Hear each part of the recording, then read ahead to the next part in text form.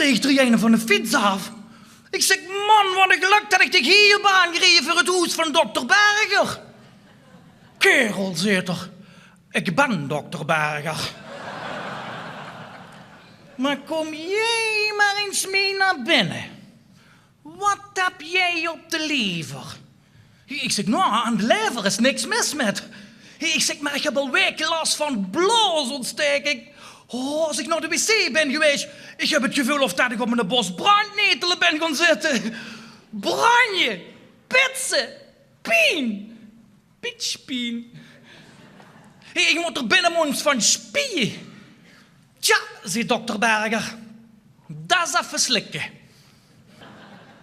Ja, maar toen zei Linda, zeg, zei het, nu dat ze toch zo aan het sukkelen best, hè, kunt ze zich eigenlijk ook net zo goed laten steriliseren, niet?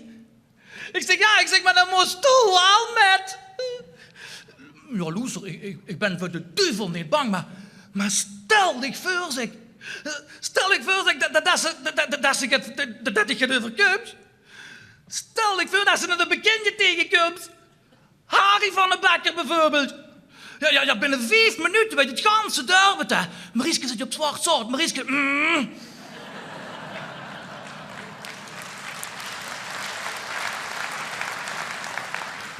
Daarom zijn we vol gooien moed naar Heilige gereden. Daar kennen ze mij niet.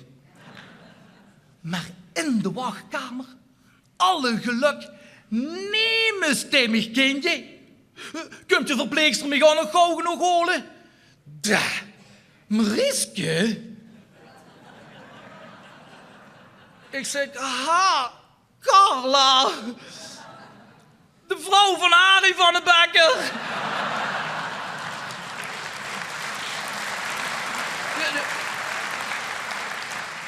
Vindt ze daar als ik erbij ben? Ik zeg, nou, als ze er niet te veel kaal van... Nee, zei het. Ik heb beroepsgeheim.